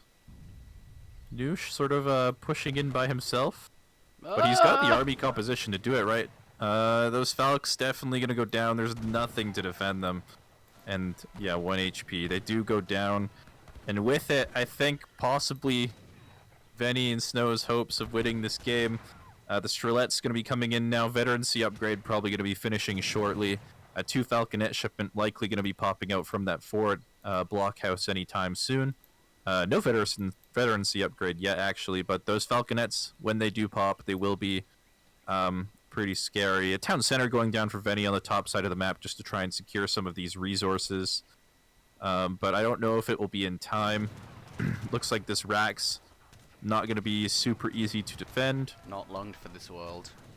Yeah, it's just, I don't really know what they can do here. There's so many skirms and strelets. You can't really deal with you can't really win the skirmisher war like this. Veni's army is going to get picked off here, it looks like. Yeah, not ideal. Oh, the Jaegers, though. Jaegers. Yeah, the German army actually pretty respectable here at the moment. Minutemen being called as well. They might actually be able to push them back. Did Hazza not send falconets, actually? It looks like he might have just sent something else. Okay, no, he hasn't had a shipment ready. He just sent it. So that is likely the falconet shipment coming, but this might have been exactly what Vedi and Snow needed to stay in the game. Yeah, they look okay now. Hussar's trying to get on top of Yeah, the there's not a lot of anti-cav left, though. Lancers coming in, though, going to be getting onto the Strelets. There's still a lot of Reuters, though, that can possibly defend this. Some reinforcing skirmishers for Knuschelbär as well. So they're still not out of the woods, but they might be able to hold on with this fight. And yeah, it looks like they are actually going to manage to hold it for the time being. Claw back into the game. And with that town center on the top side, giving Veni a bit more control over the resources, you know, going to help his boom out a little bit. They might actually be in a decent situation here. There's a raid going on the south side of the map that's looking a little bit tough for Snow. Okay, just one Hussar and Explorer, not a big deal actually. But oh, Opries. How Hazza coming in strong. These things are dirty. Oh my goodness, they are filthy units, aren't they? Really. Yeah, and it looks like Hazza gonna be dropping down a town center himself next to Veni's own town center. What does that say? That's well, I don't think he actually knows about Veni's town center yet. Oh, he'll come across it. Do you think he'll change his mind when he? I guess the Minutemen that could be called could stop that if they wanted to. Yeah, he may choose to cancel that town center.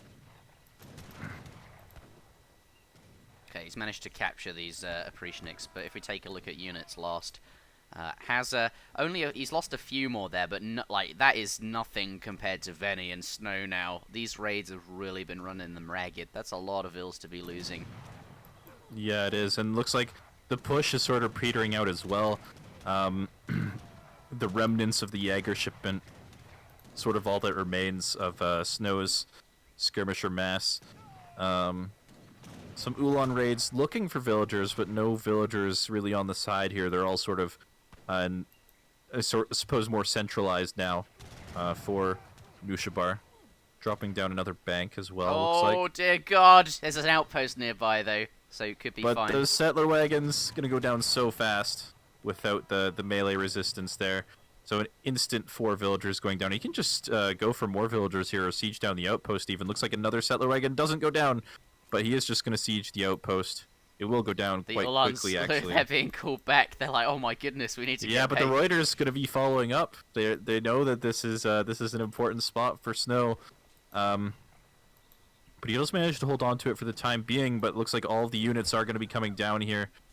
They know that this is important. Meanwhile, the remnants of Veni's army are going to be raiding up top. But yeah, it looks like the villagers and Ulan's going to be forced away from this position, most likely. And I think, I'm not sure that Snow can really afford to lose this position right now.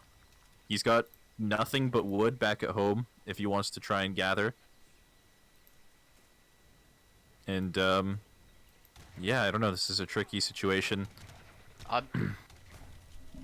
think, okay, so blue and red clearly in the lead in terms of villagers. And in terms of military, seems quite even at the moment. Although blue and red a slight advantage, I'd say. How do you feel? I feel like they have a pretty decisive advantage at the moment, actually. Okay. Some Lancers getting a nice pick in the middle of the map here on some Strelets, but let's be honest, Strelets are free, so who cares? Yeah, they're not expensive, are they, really? And gonna be forced off of this gold mine. Like, Snow just hasn't been gathering resources for the last minute and a half here. And I don't think he's got any units coming after these 9 or so Ulans. And I think this push is probably going to be the fight that decides the game, especially with these Opries killing off the Vills on the top side of the map, and Veni hasn't quite noticed just yet. Villager is going to be fighting as well, so this is going to be do or die for them in this fight, reinforcing Reuters and Strelets coming in, and I think they've done it. I think it's going to be 3-0 start to this series for Hazza and Knuschelbär. 3 war wagons going to be coming in from the back, but Veni has resigned, and so has Snow. And that will be game number 3. The General proving his dominance, but I think here... Oh, my headset just fell off. Where was I?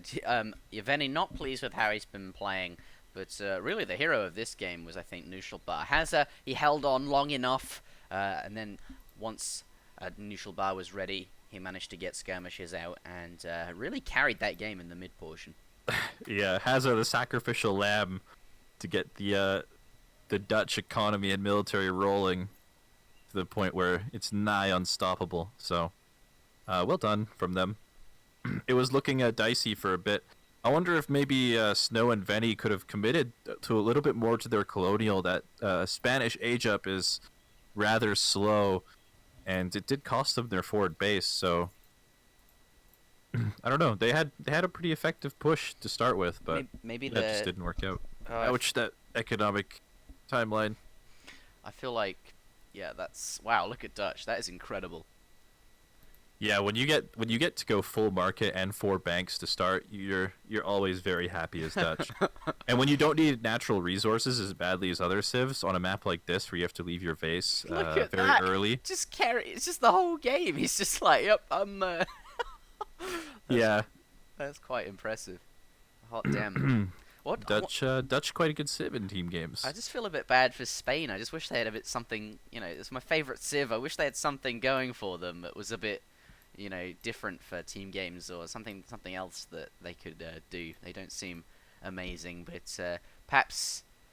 Oh dear, Veni not winning this one is now 3-0. Let's head on out into the next game. This will be match point for Team Hazza / the General. Hazza and Knuschelbär, can they pick up this final game for the series? Is the question. Yeah, they've got to be in a pretty comfortable position at this point. Is this where you start busting out the troll civs like Sue? No, gonna be France instead of Sue. So Florida, something of an interesting map.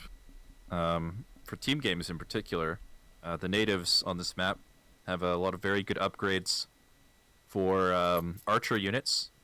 Not as relevant in 1v1 just because it's not so easy to get to that point in the game. But, you know, civs like Japan could be good on this map. Interested to see if someone chooses to play them. Veni, quote from what movie is that? Die Hard, I think. I don't know. I have no idea what movie. I'm not sure either, but it's probably not Die Hard. Oh well. But France coming out seems like a solid pick. I always feel like I'm pretty pleased to see France on my team in team games. Okay, there we go. There is the Japan. So again, the Seminole TP and the Carib TP, they have in total like a 35% attack upgrade. Like if you get both of them, it's 35% attack on your archers. So Japan definitely a very strong civ here. Yeah, that's a good thing to point out. Actually, the Yumi Arch is going to be really solid. British, I imagine, of course, it's not quite good here. British is quite good. I think both civs have played British already though, so can't go with that this game. What other civs have good archer units? I mean, China, I guess, sort of. Not so much on EP, but I feel like it's really just Japan and British, I want to say, for the most part. So I would be surprised if Noosh and Hazza didn't try to respond with Japan themselves. Are you ready?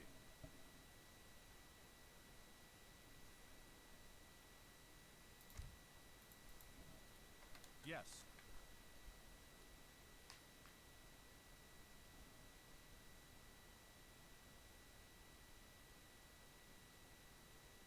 I don't know why I said yes. I think I was replying to the "Are you ready?" He hasn't confirmed. All right then.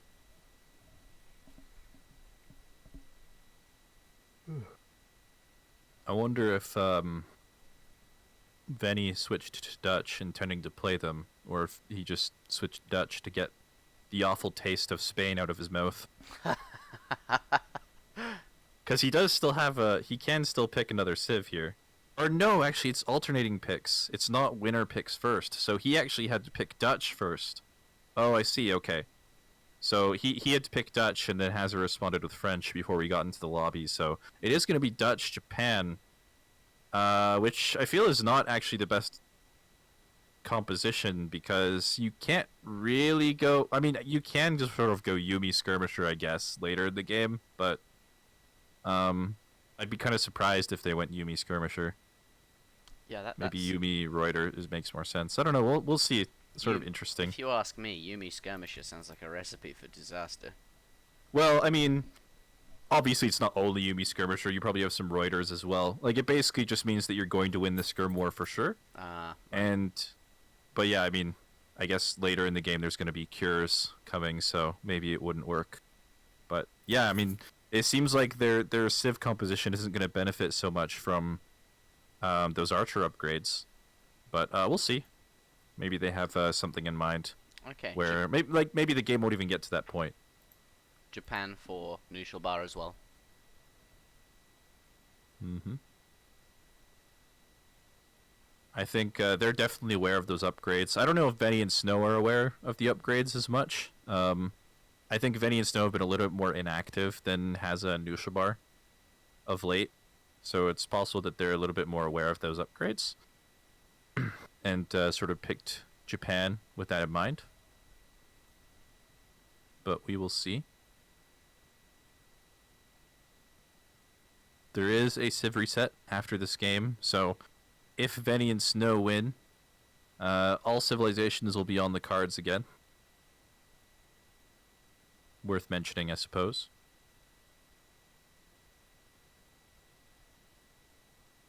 I always feel incredibly pleased when I play, or when I see France is on my team. But I refuse to play France in team games at my rank. I always feel like they're a bit sort of strong, because gendarmes just seem to dominate in the late game.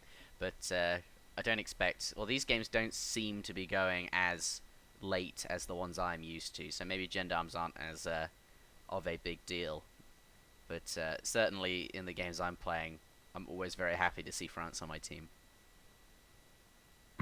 Yeah, I guess Imperial, not super common 2v2s at the highest level. But France still a solid Civ at all stages in the game either way. At the when we have the New World Championship, I'm determined to make a competitive 4v4 happen. A lagless competitive 4v4, and well, I'm afraid you'll have to be playing because you'll be one of the players. So, well, at least I hope you will be. I hope I will be too, but it could be fun to have a legless 4v4 actually. Yeah. And you can actually cast a 4v4, I suppose, at the studio because you guys can just check the players' perspectives, yeah, right? We could even do I think with Eagle Mutt's new ESOC mod, we could even do a competitive 6v6. We just have to find some members of the audience to jump in. I think he'd have to. He has to find a way to get that to work on the UI. I think he hasn't quite figured that out yet. Oh, right. But yeah, that would be something. We don't even need the UI. I just want to see it happen, man. Six people playing lagless. That would be. No, I mean the UI, the lobby UI, because you need to be able to see right. all the players to green up. I'm sure it's working in ESOC Patch now. I read some patch notes. No, it's. You can only do it in single player because. Right. Because you don't need to actually see players 9 through 12, if they're computers. Gotcha. Okay. So, well, the game has begun. This is going to be match point for... I can hear sirens. We'll ignore them for now. Ladies and gentlemen, welcome to the perhaps final game in this best of 7 series. The score is 3-0 to Hazza and Knuschelbär, the Generals team. Here they are in the bottom of the map. Can we see Nat TPs? How does he mean? I mean, I guess he must have, Oh. I see. Oh well. I think that's not a super big deal. Like, everyone sort of knows where the TPs are anyway. It does sort of tell them where the treasures are, but I don't think it's a big deal. I'm fine with it. Of course you're fine with it. You're the team that gets the vision. Yeah, it's great. It's up to Green and Teal to veto this. Yeah, just ask them if they're all right with it. I don't know if they told them You... Okay. Yeah, like it's not a super big deal. Like everyone knows where the teepees are anyway. Yeah. Again, they get a little bit of vision of the treasures surrounding those teepees and maybe some of the sheep and stuff like that, but at the end of the day, like it's probably not going to change a whole lot. We all know where they are, and it's their static spawns anyway. The Caribs always spawn here, and the Seminoles always spawn here, so it doesn't really make all that much difference. But certainly something I shouldn't have done. To be honest, I wasn't really thinking about it. I just sort of it picked Iroquois for me because that was the one it was it had selected. But yes, as I was saying, this could be match point. This could be the end of the series if Hazza and Knuschelbär can take this game here. So Veni and Snow, they must win this to stay on the line. But this could also be the start of the reverse sweep. I'd very much like to see that happen. But yes, ladies and gentlemen, we have Team Red and Blue in the bottom of the map here, and Team Green and Teal on the top. Playing, we have France and Japan versus Japan and Dutch.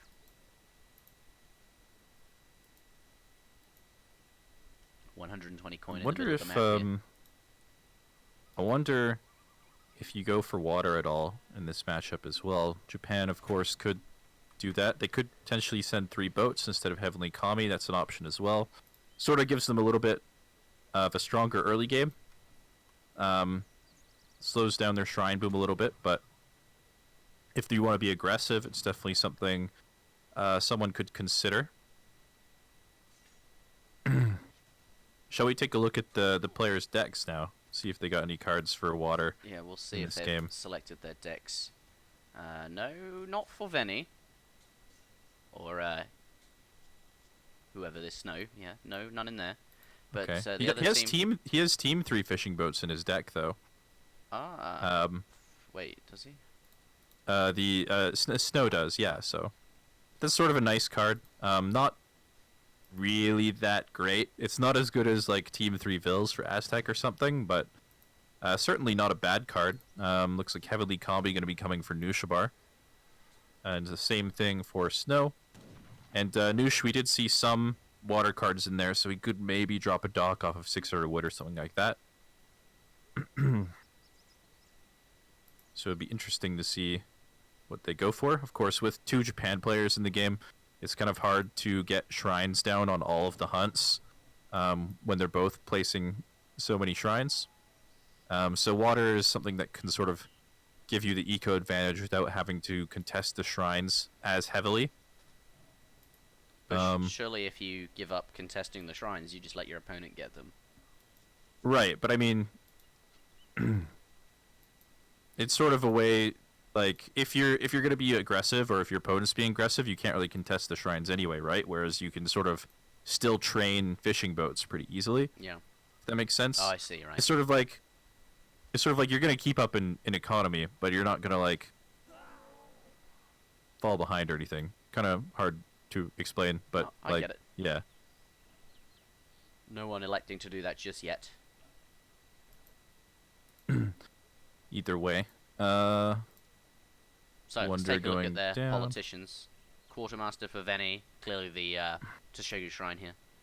Yeah, Knuschelbär actually aging quite a bit later than everyone else. Probably not a super big deal in this matchup, but I wonder if did Snow do a Portuguese consulate, or did he maybe skip that to age up in time? He did do it. Okay. Portuguese flag right on there. All right. I don't know then. Maybe some good treasures from Snow or something. Either way, though, not going to be a super big deal. I think we're just going to see a pretty boomy game probably from these civilizations.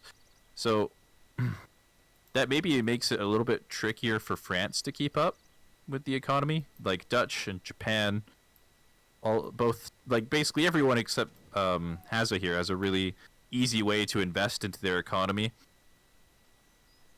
With the shrines and the banks and stuff like that. Yeah. Stable going to be going down for Hazza just to apply some raiding pressure. But yeah, Hazza sort of just has to get up to the fortress stage and get, town centers going as fast as possible if he wants to keep up with the economy. Perhaps he can make trade posts or make a dock. Are they options? He could definitely make a trade post. He could also make a dock. I mean, going water with France is not the best thing in the world, but it's definitely doable on ESOC Patch. And trading posts, I mean, while they're fine, I mean, you can't really get stagecoach on this map, right? So would help his shipment curve, but it's not going to help his boom at all. So he's yeah, they're going to have to go for some sort of timing, or he's also going to have to build like his 10 centers very early. What were you going to say? It's an extra trading post slot in the middle of the map here. I'm used to the 1v1 variant where there is Yeah. no additional trading posts there. Okay, so nothing aggressive, no forward vills or anything like that, except for these two. Except for apparently the forward villagers. Yeah, coming down. Gonna put down a shrine in the middle of the map there. This one gonna chop some wood for the time being. It looks like he's gonna go for sort of a delayed double. Like he's gonna wait for that 6 wood, drop 2 military buildings in the middle of the map here. And I think they've sort of identified me with the native scout in Snow's base over there that there's not gonna be any sort of aggression coming out from them at the moment. Like he's just gonna delay the military buildings, do the same sort of thing that Snow is doing, but with military buildings in the middle of the map, which means they could actually maybe go for some sort of colonial timing. Although, I mean, that's not super forward for those Raxes, but no, it is going to definitely help his reinforcement time. For sure, coming down. But aside from that, fairly boomy, as you were mentioning. We see from Hazza, just villager shipments followed up by wood, putting down infrastructure. It's gotten his upgrades there. How common is amalgamation in team games? I feel like it is quite a good upgrade in team, but not so in 1v1, as we know. Amalgamation, it's definitely better in teams. There's a lot... Well, how about Deccan actually, more specifically? Like, I always get it on Deccan. I feel like it's good there. Of course, on Deccan, it's great. I was going to say that there's more gold mines in team games, and there are, sort of, but I mean, there's also twice as many players using them. I think it's quite good, actually, if your teammate's going to be making units that cost wood, I think Knuschelbär is going to be making Yumi, so you can sort of take his gold mines. Maybe it's better if you have a Dutch ally, or perhaps a Dutch opponent who will be generating a lot of coin from a bank and won't be collecting it as heavily. Maybe then, I don't know. This is a very interesting, deep discussion about one tiny upgrade, but we can see here Yumi archers now coming out. Do have some cavalry to deal with. Could be a little bit dicey. Behind this, though, Red does have some cavalry nearby. Not going to engage the blue units just yet. Cavalry going to proceed onwards to the base. Doesn't manage to pick up any villagers with that raid either, unfortunately. But he is going to divert sort of the attention away from their own base, at least. So, Hazza with the larger Hussar mass, not going to be able to get too much accomplished with that. Just going to be tied up at home, which is good for Venny and Snow for the moment. Might buy them some time to age up or something, as we can see Venny's macroing towards that fortress age. He is indeed. Very nearly. And Hazza's actually already up to the fortress age himself. At least he will be in a few seconds here. Going up. Is there a dock on the coast somewhere, or is that just fishing ships in the middle there? Just fishing ships for the time being. Okay, from the 5 fishing ship card, I suppose. Yeah. Which is also kind of an interesting decision in this matchup in the mirror. It's going to help delay his orchards a little bit, so he could maybe have some stronger timings with like some upgrades and stuff like that, maybe as a result of that. He's already building the Seminole upgrade, or Seminole in the middle of the map for that 25% archer upgrade, so this is very early. That upgrade is very expensive. It's like 300 wood and 300 gold. On top of 200 wood for the trading post. So, although that's a really good upgrade, it is really expensive. So I'm a little bit surprised to see it this early, but I mean, if he gets away with it, the game is going pretty slowly. So if he gets away with it, it's going to be quite strong. Yeah, is it in yet? It would appear on the UI if he'd got it in. It looks like he doesn't have nearly enough resources for it yet, but he is building the trading post though. There's nothing else really to get here. The other one is an upgrade specifically to the Seminoles, and I think just Yumi Archer is better. Yeah, it definitely is. Yumi Attack coming in now as well. There's both sort of going up to the Fortress Age, but still playing pretty aggressively. I think they've got a good read on what's going on here from Venny and Snow. So just going to, poke in a little bit. Might delay Snow's age up a little bit by poking in here, forcing Snow to maybe invest more into units than he would otherwise like to. Just standing nearby and posturing like two falconets. Okay. But it looks like he is actually going to be aging up now himself. Where are So the a little bit slower than everyone else, but not by too much. There it is, coming in now from Knuschelbär. Seminole Bowyer. Very, very nice upgrade. The Carib as well also have an extra 10%, but I don't think it's really worth it until much later in the game. Just because it is a much smaller upgrade, especially when you're already stacking lots of upgrades. It's not super relevant, as it only goes off of base stats. But I'll be interested to see if Knuschelbär chooses to go for that at some point soon. Okay, rendezvousing. Mostly Dragoon army. Switching to Dragoons now in the Fortress Age, meeting up with these upgraded Yumi Archers. Shipping 2 Falconets, as by the looks of it, his first Fortress Age shipment after the 1,000 wood, which he has used to put down this town centre, and by the looks of it, trading posts as well. Let's take a look. That is not upgraded. I guess he doesn't really want to upgrade it. He could. They haven't built any, but they would shortly... He could actually upgrade it with 3 TPs. Okay, let's compare stats here. These 19 ranged attack compared to 30. 30 ranged attack on these Yumis. And they're not even veteran yet. What the... That's amazing! What? Oh my goodness! That's so much damage. Yeah, the Seminole upgrade is like 34! almost 5 attack. 34! What? You've got to remember, he's got the Wonder, he's got Japanese Consulate probably, he's got Archer, he's got the Seminole upgrade, he's got the Yumi Archer attack, he's got Veteran Yumi, whereas Snow, you know, he's sitting on an extra 4 bills, I guess. So he doesn't have any upgrades yet, but they do have Dutch skirmishers though. Oh dear, here comes... Way of the Bow coming in as well, gonna make those Yumis even stronger. But those Falconets getting caught out a little bit, they are gonna get picked off. Are the Yumi alone enough to carry this fight? I think probably not, especially with the flaming arrows popping up from the town center there, yeah. Not ideal. Oh wow. So Falconets went down, but still very impressive Yumi stats, and they're basically, you know, controlling the Seminole settlement here, so going to be able to deny Snow from getting that as well. Yeah, that's true. If they do manage to like keep sort of the line of scrimmage, so to speak, Skirmish. in this the skirmish, yeah.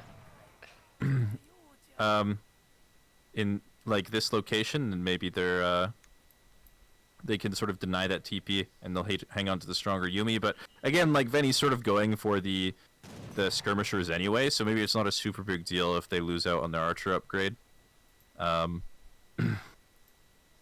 37 attack. Yeah, they're quite powerful. Oh, this is a nice raid.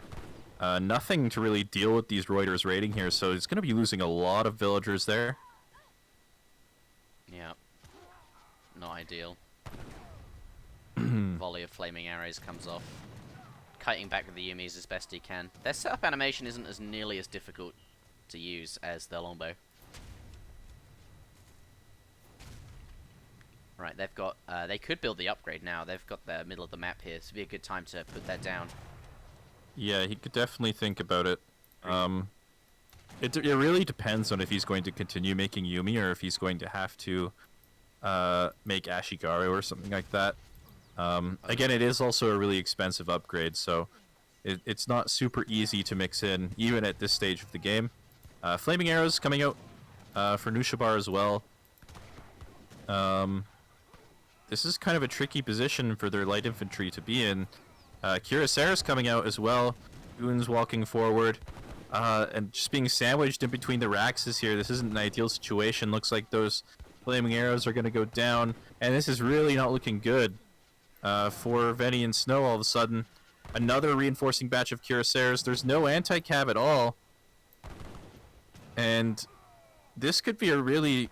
I don't want to say quick game. It's 14 minutes in. But this could be a potential 4-0 sweep off the back of this fight. Look, like the military population is just huge off the back of this. Yeah, they're doing very, very well. They're making a big push back here. They're pushed across the map, but now going to be able to push that back. And this is an absolutely enormous... Oh, the skirm's getting caught, those Reuters. Pardon me, gendarmes going to clean them up. This is brutal. And now going to push into base here. What has he got at home? there's some Reuters there. They can defend away the gendarmes, but with so many blue Yumi archers supporting this once they get in. Yeah, this is a really scary timing. 7 Vills coming for Snow as well instead of the Is that that's the Portuguese consulate sends the caravel with with petards in it. So that wonder is going to be picked off by Hazza's cavalry right now. It's gotta hurt. And he sent 7 villagers instead of orchards as well, when his orchards are likely going to be running out, I assume, because Knuschelbär sent his own. And, you know, he's really going to need units behind this, and having to send orchards next is going to be really painful. And with those Yumi being so much stronger, I think we might have to start talking about how good Hazza and Knuschelbär have been this tournament with this 4-0 sweep in the finals. Didn't they knock you and Kaiser out? Nope, we're not going to talk about that. Didn't happen. Oh, okay. But I do feel a little bit better losing if they 4-0 this, so I'm a little bit more justified in my defeat, you know? Yeah. But yeah, it looks like Snow is going up to Industrial, I guess. I mean, I suppose that's one way you can try to stay in the game. They're holding on a lot longer than I... Yeah, I mean, there's not a lot of siege for this army, right? They had the 2 flaming arrows, and that was pretty much it, which have now gone down. This age-up is really sort of risky, but I mean, he kind of has to go for it. When he does get up, what does he have in his deck for the 4th age there, if we could just check real quick? He's got the 16 Yumi and 4 flaming arrows. He doesn't really have a shipment once he gets up, though, so I don't know if it's going to make a big difference. He actually was forced to send flaming arrows. He's actually built rice paddies as well behind this. So yeah, I think it's probably safe to say that this is likely the end of the game, with that army being cleaned up and pushing into the villagers here. So yeah, very convincing series from Hazza and Knuschelbär, I'd say. Yeah, very, very well done. Snow has resigned. Yeah, Snow has resigned, so... But he still managed to reach the industrial age after he resigned, which is He quite... did, of course. You always have to... Well, I guess he didn't resign before he reached... or after he reached industrial, but close enough. You always have to show off what you were going to do before you actually quit. That's right. You have to wait for your, batch of 10 cures or your 8 skirm shipment. Yeah, they're like the 2 heavy cannons against the 40 gendarmes. Yeah, you've got to pop them out, and then when they arrive... Nice noob bashing. Wow, what a character.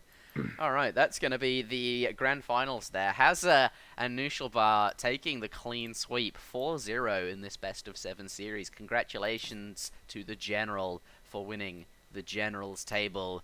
Likely to see both of these players, that is Hazza and Knuschelbär, at the New World Championships here in, well, not here in Manchester. I guess for me I am actually sort of in Manchester, so that's fine. But 2 very, very solid players performing very well today and showing us that as a team they are the dominant team. So congratulations to Hazza and to Knuschelbär picking up the victory here. And some interesting games.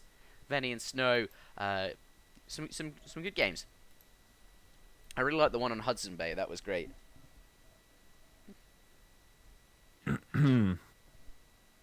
Yeah, the Hudson Bay game was probably the best of the series. But yeah, for the most part, pretty convincing play from Hazza and Knuschelbär for sure. I think Hazza can probably safely take that title of #1 team game player away from Venny at this point. Venny a little bit out of practice, not as dedicated as he used to be to being #1 at team.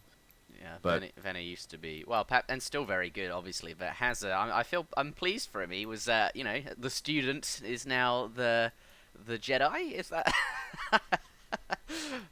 The Padawan has ascended to the ranks of Jedi Master. Okay, here he is, Hazza54321, officially. And yeah, but let's not forget, even if we say that Hazza's the #1 team player, like Knuschelbär carried some of these games. That's true. That in like, especially the Dutch Russia game.